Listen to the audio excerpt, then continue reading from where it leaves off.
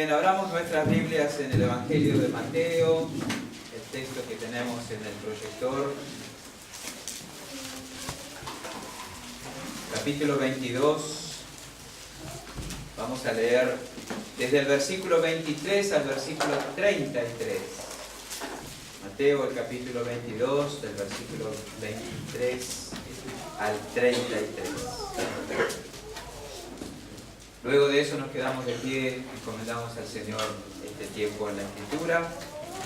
La palabra de Dios dice así: aquel día vinieron a él los saduceos, que dicen que no hay resurrección, y le preguntaron diciendo: Maestro, Moisés dijo, si alguno muriere sin hijos, su hermano se casará con su mujer y levantará descendencia a su hermano. Hubo pues entre nosotros 7 hermanos. El primero se casó y murió, y no teniendo descendencia dejó su mujer a su hermano. De la misma manera también el segundo y el tercero hasta el séptimo. Y después de todos murió también la mujer. En la resurrección, pues, ¿de cuál de los 7 será esa mujer, ya que todos la tuvieron? Entonces respondiendo Jesús les dijo: erráis ignorando las Escrituras y el poder de Dios, porque en la resurrección ni se casarán ni se darán en casamiento, sino serán como los ángeles de Dios en el cielo. Pero respecto a la resurrección de los muertos, ¿no habéis leído lo que os fue dicho por Dios cuando dijo: yo soy el Dios de Abraham, el Dios de Isaac y el Dios de Jacob? Dios no es Dios de muertos, sino de vivos. Oyendo esto, la gente se admiraba de su doctrina. Oremos. Padre, estamos agradecidos por que tú te has revelado a nosotros, has enviado tu palabra a nuestros corazones, nos has permitido conocer de ti, saber de tu grandeza, de tu poder, de tu santidad, de tu justicia. Nos has quebrantado en tu presencia, nos has llevado a Cristo. Muchas gracias por todos los que pueden decir amén, y gracias, Señor, por semejante bendición. Oramos, Padre, que tú utilices ahora la Escritura para afirmarnos en la fe, para moldear nuestro pensar, para ayudarnos a crecer en la vida espiritual, para tener firmeza en medio de un mundo que se tambalea. Pedimos que apliques tu palabra a nuestras vidas en esta tarde. En el nombre de Jesús. Pueden tomar asiento, muchas gracias. ¿Puede pensar en algo a lo que le tiene temor? Quizás si preguntáramos, ¿hay alguien aquí que no le tiene temor a nada? No sé si alguno levantaría la mano, ¿no? O si preguntáramos, ¿hay alguien que le tiene temor a más de una cosa? Bueno, probablemente ahí serían más los que levanten la mano. El asunto es que entre el 5 y el 11% de la población del mundo dice sufrir de miedos intensos. Hoy se le ha dado a ese nombre, o mejor dicho, se le ha dado a esa tendencia, a ese sentir, el nombre de fobias, ¿verdad? Así que entre el 5 y el 11% de la población del mundo sufre de fobias. Fobias viene de la palabra phobos. Phobos era uno de los hijos de Ares en la mitología griega.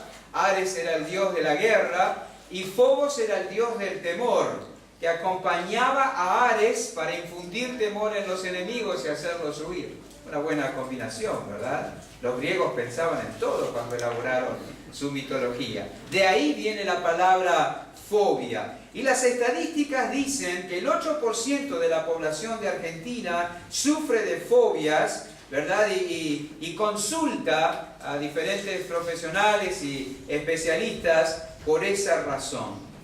El top 10 de las fobias argentinas típicas incluye el temor al encierro, el temor a vomitar, el temor a conducir un automóvil, el temor a los insectos, el temor a las agujas, el temor a la sangre, el temor a los animales domésticos, el temor a las aves, el temor a las alturas y algunos otros.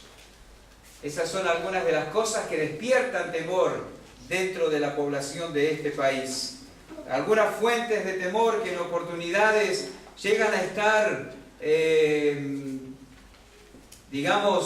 llegan a influir tanto en la vida que impiden el desarrollo normal de una persona.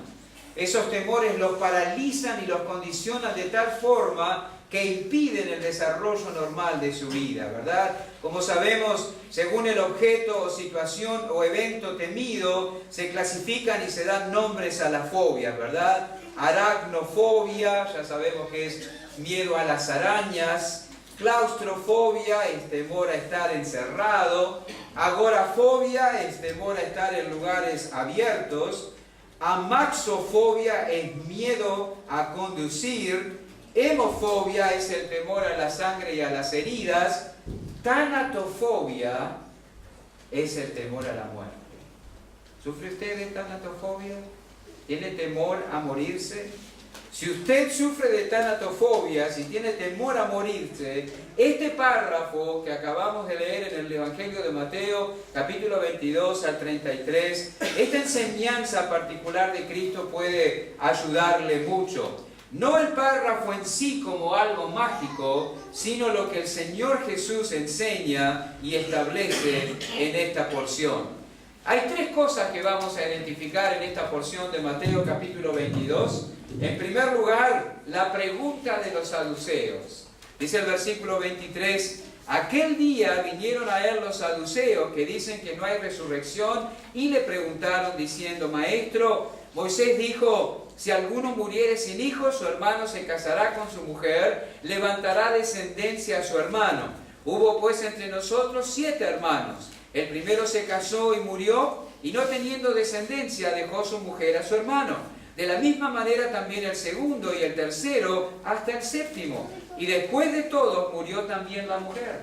En la resurrección, pues, ¿de cuál de los 7 será ella mujer, ya que todos la tuvieron? Esa es la pregunta con lo que los saduceos, vinieron a Jesús. Plantearon una situación hipotética y luego preguntaron, en la resurrección, ¿de cuál de los 7 será ella mujer, ya que todos la tuvieron? Cuando uno lee especialmente los últimos capítulos de los Evangelios, toma nota que en los días antes de la crucifixión, representantes de los grupos religiosos que imperaban en la nación de Israel en aquel entonces, se acercaron a Jesús tratando de hacerle caer en una trampa que lo desacreditara ante las multitudes. Los saduceos, los fariseos, los escribas, todos ellos estaban buscando alguna ocasión para hacer caer a Jesús en una trampa y desacreditarlo delante de las multitudes que le seguían. En esta ocasión, en esta porción aquí en el versículo 23, son los saduceos los que se acercan a Cristo, con una pregunta que tiene que ver con la resurrección de los muertos. Los saduceos no creían en la resurrección de entre los muertos. A este grupo también pertenecían los sacerdotes más adinerados y más mundanos. Ellos no creían en la verdad de la resurrección. Y suena lógico que los sacerdotes más adinerados y más mundanos no creyeran en la resurrección. Porque cuando uno escoge no creer que hay algo después de la muerte, todo lo que queda es esta vida, ¿verdad? Todo lo que queda es esto, nada más. Entonces se sueltan los frenos y adherimos a la filosofía que se recoge también en la Escritura: comamos y bebamos porque mañana moriremos. Y si usted tiene dinero como estos sacerdotes, podría ir y comer y beber en Puerto Madero todos los días de la semana probablemente. Entonces no hay nada después, aprovechemos la vida. Escogieron no creer en la verdad de la resurrección. Y ese grupo que tenía esa mentalidad se acercó a Jesús. Todo lo que querían era ridiculizarlo. Ellos ya sabían lo que Jesús creía, vinieron con una pregunta, pero realmente no les interesaba la respuesta. Solo querían burlarse de Jesús. Y lo que le plantearon es una especie de enigma, ¿verdad? Es una especie de problema a resolver. ¿Quién sabe a cuántos otros pretendidos maestros se habrían acercado? Y ninguno habría podido dar una respuesta coherente en su juicio. Jesús sería uno más que no podría dar una respuesta coherente. Jesús sería uno más de quien podrían reírse y desacreditarlo delante de los demás. Eso era lo que buscaban. En esa semana, dicen los historiadores, había más de 3 millones de personas en Jerusalén para celebrar la Pascua. Un buen público para presenciar este espectáculo, quizás pensaron estos hombres en sus corazones. No venían con ganas de aprender, solamente buscaban molestarlo y buscaban ridiculizarlo. Pero lo más sorprendente es que varios de estas personas eran sacerdotes, ¿verdad? Personas que ministraban continuamente en el templo, personas que estaban familiarizadas con la Escritura. Ellos vinieron citando la Escritura. La porción a la que hacen alusión está en el libro de Deuteronomio, capítulo 25. Increíble. Conociendo la Escritura, negaban la resurrección y vinieron para tratar de ridiculizar al enviado de Dios. Personas que manejaban las obras santas, personas que manejaban las cosas santas, eran incrédulos en cuanto a la resurrección y al mundo espiritual. Tampoco creían en la existencia de ángeles ni de espíritus. Ahora, déjenme decirle que esto no murió con los saduceos y los sacerdotes adinerados y mundanos del tiempo de Cristo. Hoy hay supuestos predicadores, muchos supuestos teólogos que pueden leer la Biblia en hebreo y en griego y niegan lo sobrenatural. Increíble de concebir, no creen en lo sobrenatural, saben, conocen, pero no creen. Y ahí tenemos un llamado de atención que es necesario hacer. El saber no te salva, lo que te salva es Cristo. Cuando ejercitas y pones tu fe en Él. ¿Cómo se hace evidente que alguien sabe pero no cree?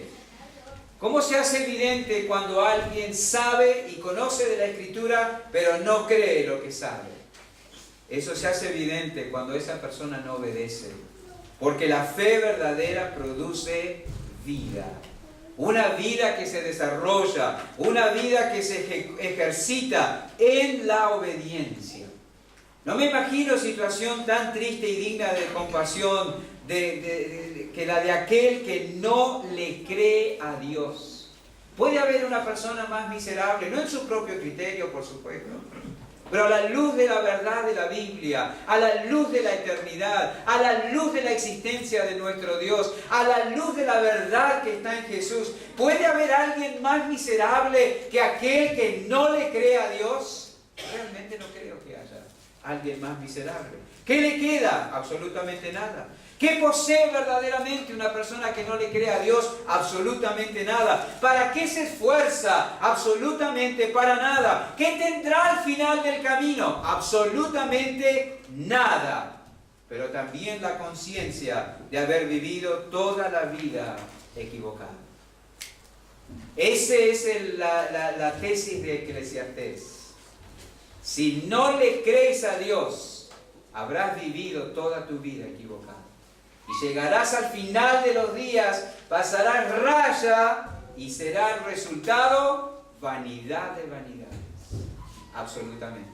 Sin embargo, qué distinto es cuando creemos a lo que Dios dice. En el libro de los Hechos, el capítulo 24, el apóstol Pablo está dando testimonio de su fe, de su conversión, de su devoción por el Señor Jesucristo. Hechos capítulo 24, versículo 14, él está ante Félix y dice así, Hechos 24, 14, pero esto te confieso, que según el camino que ellos llaman herejía, así sirvo al Dios de mis padres, creyendo todas las cosas que en la ley de Dios y en los profetas están escritas. Creyendo todas las cosas que en la ley de Dios y en los profetas están escritas. Así sirvo al Dios de mis padres, teniendo esperanza en Dios, la cual ellos también abrigan, dice el versículo 15, de que ha de haber resurrección de los muertos, así de justos como de injustos. Pablo no era de los que no creían en la resurrección, él creía en la resurrección.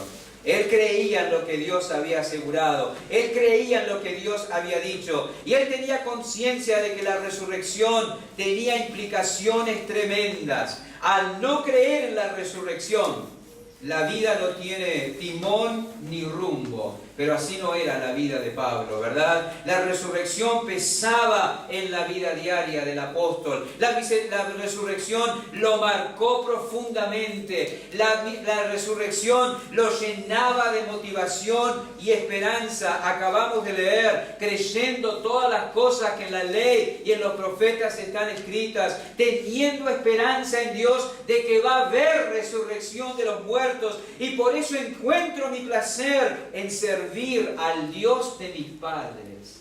El sustento, la motivación, lo que nutría la esperanza de Pablo era la verdad de la resurrección. Y qué tristeza vivir con otro plan, en otro plano y con otra perspectiva. Gente con esa perspectiva de no creer en la resurrección fue la que se acercó a Jesús, volviendo a Mateo capítulo 22. Y como dijimos, ¿qué pregunta le hicieron, no? ¿Qué pregunta? La pregunta está basada en una provisión dada por Dios al pueblo de Israel, con el propósito de que las propiedades, la tierra, no fuera traspasada de una familia a la otra. La tierra para Dios y para el pueblo de Israel debía ser así, era intransferible, ¿verdad? Si cierta parcela pertenecía a la familia Martínez, así debía permanecer para siempre. Eso estaba en la ley de Dios. Era una reglamentación muy interesante. Formaba parte de la ley del levirato, que significa la ley del primer cuñado. Por esa ley, Ruth la Moabita llegó a ser la esposa de Booz, y así ella entró, ¿verdad?, en la misericordia y en la gracia sobreabundante de Dios, ¿verdad?, en la línea ascendente de Jesús según la carne. Y es en base a esa reglamentación que aparece en Deuteronomio capítulo 25 que estos hombres vienen a Jesús para hacer esta pregunta. Una mujer se casó con un Rodríguez, pero su esposo murió. Plantean ellos, y ella tenía que casarse con otro Rodríguez. El caso es muy peculiar. En la medida en que esa viuda se casaba con un hombre de la misma familia, ese hombre también moría. Y así sucedió con 7 Rodríguez. 7 hermanos se casaron con esta mujer. Suena macabro. Se habría salido en la televisión. No sabemos si era un caso real o no, pero sea como sea, es algo tremendo. Si esto hubiera sido verdad y yo era el suegro de esta dama, no le hubiera permitido ya casarse con el tercero de mis hijos. Hubiéramos cortado allí. Sea cierto o no, hay una verdad implícita en el planteo que ellos hacen. Todos murieron. Todos mueren. El versículo 27 dice, y después de todos murió también la mujer. Qué tremendo lo que dice allí. Morir no está relacionado con la edad, no está relacionado con estar enfermo o no. Es una realidad inevitable e indiscutible. Es verdad que no todos moriremos. Lo dice Pablo en 1 Corintios capítulo 15. Pero la mayoría sí, seguramente. La mayoría sí. Y debemos vivir a la luz de esa realidad. No tratando de evadir la muerte, tampoco buscándola, sino de conducirnos responsablemente a la luz de la realidad de la muerte. Eso sí debemos hacer. La pregunta de los saduceos, el meollo de la cuestión, el meollo del planteo está allí en el versículo 25 al 28, ¿verdad? Después que se casó con todos, todos murieron. Bueno, a ver, ¿tú qué crees que hay resurrección? ¿Tú qué dices que hay resurrección? Y como tú, hay muchos otros que creen que hay resurrección. Decime, ¿de cuál de los 7 será ella mujer cuando suceda eso, ya que todos la tuvieron? Si en otras palabras, si hay resurrección, ¿de cuál de todos será reconocida como esposa en la otra vida? Esa era la pregunta. ¿Qué hubiéramos contestado nosotros? Claro, sin tener Mateo capítulo 22. Con el diario del lunes, como dicen algunos, es muy fácil, ¿no es cierto? Pero probablemente ellos esperaban que él dijera, ni idea. Seguro esperaban que él respondiera así, ni idea. Y entonces le caerían encima, seguramente. ¿Te das de maestro? ¿Y cómo no tienes respuesta para esto? Entonces no eres tan bueno como pretendes, ni eres tan bueno como la mayoría de la gente cree. Pero Jesús sí tenía razón. Jesús sí tenía idea. Jesús sí tenía respuesta. Siempre la tiene. Siempre la tiene. Por eso la segunda cosa que encontramos aquí es la respuesta de Jesús a partir del versículo 29. Entonces respondiendo Jesús les dijo, erráis ignorando las Escrituras y el poder de Dios, porque en la resurrección ni se casarán ni se darán en casamiento, sino serán como los ángeles de Dios en el cielo.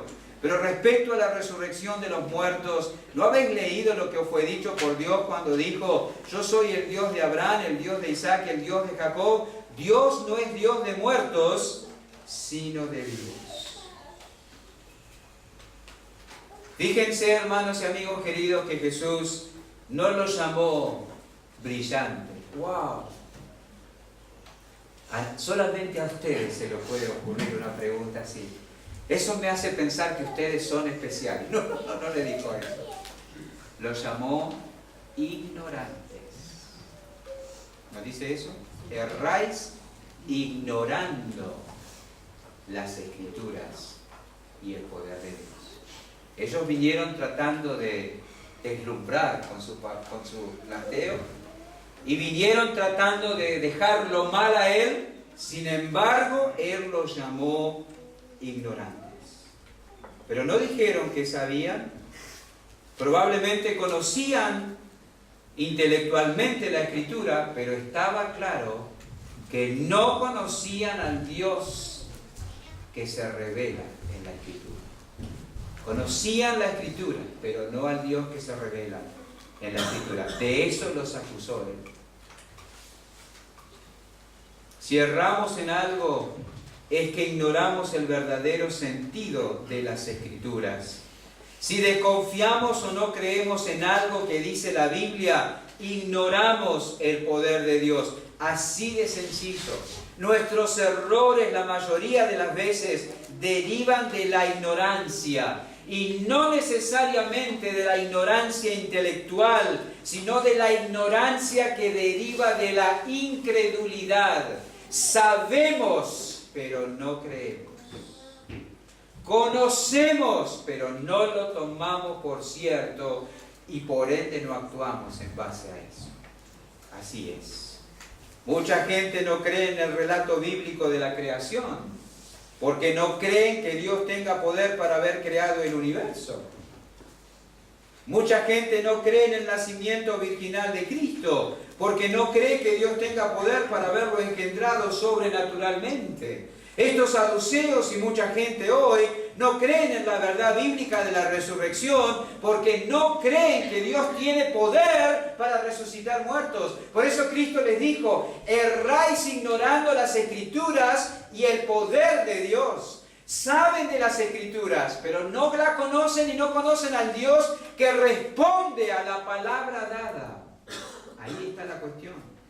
No creen que Dios posea el poder eficaz para producir el hecho declarado como cierto en la Biblia. Si Dios ha dicho que hay resurrección, hay resurrección. Así de sencillo. Y esto se aplica a todo asunto de la vida. Desde el evangelismo, la predicación y la enseñanza en la iglesia, la vida de oración, la educación de los hijos, la resolución de conflictos, el soportar las pruebas. Nosotros ignoramos las Escrituras y el poder de Dios. No manejamos estas cosas de acuerdo a lo que dice la Biblia, porque no creemos que Dios tiene el poder para producir el hecho declarado como cierto, como los saduceos. Exactamente igual. Esto tiene aplicaciones tan prácticas como la limpieza de la culpa y la liberación del temor. Ignoramos las Escrituras y el poder de Dios por pura incredulidad. Entonces, ¿tienes miedo de morir? Lee la Biblia. ¿Tienes problemas con tus hijos? Lee la Biblia. ¿Tienes algún problema con algún pecado en particular? Lee la Biblia. ¿Tenemos problemas con otra persona? Leamos la Biblia. No ignoremos la Biblia. Ante cualquier dificultad, la primera cosa que debemos hacer es leer la Biblia. Todo está en la Escritura. Erráis ignorando las Escrituras y el poder de Dios. A la Escritura la dirigió el Señor, la escribió, la inspiró. Y Él los dirigió a la Escritura. Eso quise decir. A la Escritura los dirigió el Señor. Dice en versículo 31, ¿no habéis leído lo que os fue dicho por Dios? A la Escritura nos dirige el Señor. Y en la Escritura se fortalece nuestra confianza en el poder de Dios. Así es. Nos hace bien repasar los milagros que Dios llevó a cabo en favor de su pueblo, ¿verdad? Nos hace mucho bien. Liberándolos del poder del enemigo, sustentándolos en el desierto, introduciéndolos en la tierra prometida. Nos hace bien recordar las victorias que Dios obtuvo a favor de su pueblo, derribando muros, deteniendo el sol, abatiendo ejércitos y mucho más. Si ignoramos la Escritura, vamos a ignorar el poder de Dios. Conociendo y creyendo la Escritura, vamos a confiar más en el poder de Dios. No ignoremos ninguna de las dos cosas. Dios tiene poder eficaz para llevar a cabo todo lo que se ha propuesto y nos ha prometido. Jesús mismo da testimonio de eso. Él dijo, me matarán, pero al tercer día resucitaré. ¿Creyeron los discípulos a esa palabra? No. ¿Creían que Jesús tenía poder para resucitar? No. Porque si hubieran creído, hubieran estado en la puerta de la tumba esperándolo que saliera al tercer día como había prometido. Pero la incredulidad de ellos no anuló la palabra de Él. Él resucitó. Y ellos perdieron la bienaventuranza que trae el creer. ¿Cuánto incluyó el Señor en su respuesta? Volvamos al versículo 30. En la resurrección ni se casarán ni se darán en casamiento, sino serán como los ángeles de Dios en el cielo. ¿Cuánto incluyó el Señor en esa respuesta? ¿Cuántas cosas se han dicho en torno a ese texto? Los han pasado por varios morteros y a veces el producto resultante han sido disparates. ¿Cuántas cosas dijo allí Él? Impactante. ¿Cómo sabía todo esto Jesús? ¿Hay alguna otra parte en la Biblia que diga que vamos a ser en el cielo como los ángeles? ¿Hay alguna otra parte en la Biblia que diga que en el cielo no habrá matrimonio? ¿Lo había leído en alguna otra porción de la Escritura? No, pero ¿cómo lo sabía? Porque Él es Dios. Porque Él es Dios. Aquí habló del cielo. ¿Cómo sabía Él esas cosas? Porque el que descendió del cielo es el que nos puede enseñar sobre el cielo. Por eso Él sabía eso, así de sencillo. Él puede enseñarnos acerca de todo. El que murió en una cruz en las afueras de Jerusalén no era un simple carpintero de Nazaret, era y es y ha sido y será por siempre el Hijo de Dios. Y por eso resucitó aquella mañana, saliendo por sí mismo de la tumba, habiendo vencido para siempre a la muerte y al que señoreaba por ella, el diablo. Y por eso puede hablarnos de estas cosas. Él es Dios mismo. Por eso su obra es eficaz para salvarnos y para guardarnos salvados. Y como Él es Dios, podemos estar seguros de que estas cosas serán así. En la resurrección ni se casarán ni se darán en casamiento. Serán como los ángeles de Dios en el cielo. No dudemos de su palabra. ¿Qué aprendemos del cielo aquí? Primero, que en el cielo no hay bodas. No hay bodas, no son necesarias. Nuestro estado allí será distinto del que llevamos ahora. Aquí sí son necesarias las bodas, pero no allá. Allá no. Y en el cielo tampoco hay muerte. Por tanto, no hay peligro de la extensión de la raza y no habrá necesidad de reproducirse. Nuestro estado glorificado hará innecesaria esas cosas. Ya no moriremos y decidiremos en torno a no viviremos, y decidiremos en torno a nuestras necesidades, sino en torno a la gloria de Dios. Esa es hoy la preocupación suprema de los ángeles, glorificar a Dios. Y será también la nuestra cuando llegamos allí. Creámoslo, Jesús lo dijo. Ni se casarán, ni se darán en casamiento, sino serán como los ángeles de Dios en el cielo, preocupados absoluta y exclusivamente por la alabanza, el servicio y la gloria de Dios. Nada más. No necesitaremos una ayuda idónea. Gabriela me dice que me va a perseguir en el cielo. Dice, ¿vos no eras mi marido? No, yo no te conozco. Acá dice, es hasta que. Pero no necesitaremos una ayuda idónea. Ese fue el error de los saduceos. Ellos pensaron que allá sería todo igual que acá, pero estaban equivocados. Ignoraban las Escrituras y el poder de Dios. La fuente de satisfacción plena estará en Dios mismo y solamente en Él. Las cosas allá son absolutamente distintas a lo que son acá. ¿Esto será así para todos? No. Esto será así solo para los salvados. En Lucas capítulo 20, el pasaje paralelo a eso, Lucas capítulo 20, versículo 34,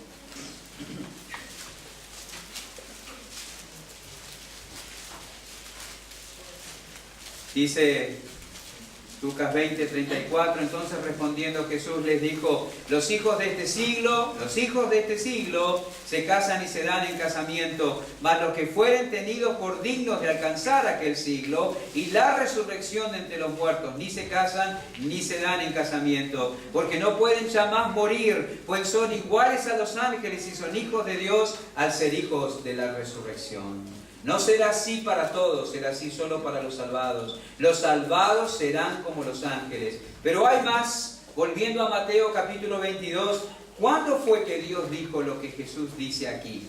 Versículo 31, pero respecto a la resurrección de los muertos, ¿no habéis leído lo que os fue dicho por Dios cuando dijo, yo soy el Dios de Abraham, el Dios de Isaac y el Dios de Jacob? Dios no es Dios de muertos, sino de vivos. ¿Cuándo fue que dijo Dios eso? ¿En qué oportunidad fue que Dios dijo eso?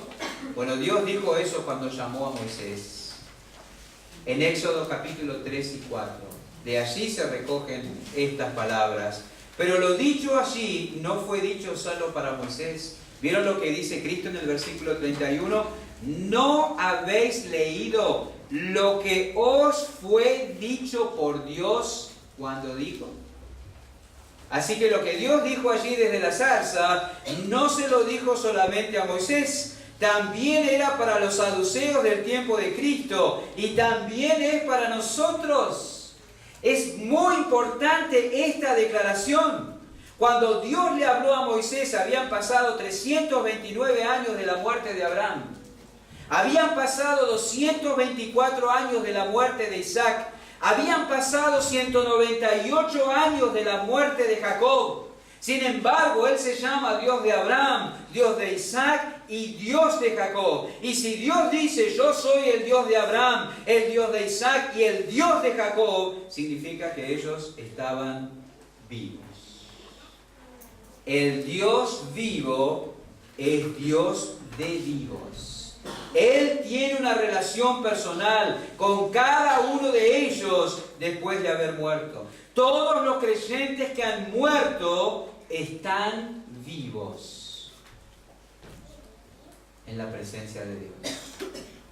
En Lucas 20, no lo busquen una vez más, pero en el pasaje paralelo, en el versículo 38, dice: porque Dios no es Dios de muertos, sino de vivos, pues para Él todos viven. Qué fantástico. Es maravilloso eso. Todos aquellos a los que hemos despedido, todos aquellos que han dormido en el Señor, están vivos. Y Dios tiene una relación personal con ellos hoy en día. Maravilloso. Siempre conscientes de estar en la presencia eterna de Dios. Es maravilloso pensar en el cielo. Maravilloso. Seguro que ellos habían leído esto muchas veces. Habrían leído Éxodo 3 y 4 muchas veces, pero nunca habían visto esas implicaciones. ¿Por qué? Porque no querían creer. Oyeron las buenas nuevas, pero no les aprovechó porque no las recibieron con fe. Oyeron, pero no les aprovechó. Habiendo conocido, no lo sabían, porque no lo habían creído. No habían leído las Escrituras con un espíritu enseñable. Ellos vinieron tratando de lograr atrapar a Jesús, ridiculizarlo, pero recibieron una lección en cuanto a cómo es el cielo, lo equivocados que estaban en sus conceptos y en cuanto a la vida de los que han muerto. La tercera cosa y última que encontramos aquí es la reacción de la gente. Versículo 33. Oyendo esto, la gente se admiraba de su doctrina. La gente quedó admirada de lo que escuchó. Él sí era un maestro poderoso en las Escrituras, pero esa admiración no le sirvió para nada. ¿Sabe por qué? Porque en menos de 72 horas muchas de esas personas estarían gritando: ¡crucifícale!, tratando de sacárselo de encima. Escucharon el Evangelio, pero no se arrepintieron. Se admiraron de la enseñanza, pero no la tomaron por cierta. Nadie se salva por admirar el Evangelio. Nadie se salva por encontrar gusto intelectual o vaya a saber qué cosa en el mensaje del Evangelio. Si no os arrepentís, dijo Cristo, todos pereceréis igualmente. ¿Qué advertencia tenemos aquí? Puede que te guste la Biblia, puede que te guste participar de los cultos, puede que te gusten los coros, los himnos, los salmos, puede que te guste el ambiente de la iglesia, pero al final perderte a pesar de que te gusta todo eso. Porque no resucitarás para vida eterna, sino para muerte eterna, si no te arrepientes y pones tu confianza en Jesús. 3 aplicaciones prácticas de esto que hemos escuchado. Asegúrate que conoces y crees en Cristo. Te ruego que te asegures si conoces y has puesto tu confianza en el Señor Jesús. No hay otro nombre bajo el cielo dado a los hombres que podamos ser salvos. No lo hay. Segundo, asegúrate que conoces y crees las Escrituras. Conociendo mejor las Escrituras, conoceremos mejor el poder de Dios y su eficacia para llevar adelante lo que ha prometido. ¿Qué ha prometido? Que en virtud de la resurrección de Cristo estaremos en el cielo al morir, disfrutando de una comunión consciente, íntima y personal con Dios. Así que no temas morir, deshazte de tu tanatofobia, no tienes por qué temer. Y tercero, asegúrate de que tienes un concepto bíblico de las cosas. Las cosas no son como las imaginamos. Los saduceos imaginaron que las cosas en el cielo eran igual que en la tierra. Las cosas no son como las imaginamos, son como Dios dice. No te imagines que eres lo suficientemente bueno como para poder ganar el favor de Dios. No te lo imagines, porque las cosas no son así. Y no te imagines que puedes andar por la vida profesando ser cristiano y practicando el pecado. Quizás tú piensas que puede ser así, no pasa nada, pero las cosas no son así. Las cosas no son como las imaginamos. Las cosas son como el Señor las dice. Oremos.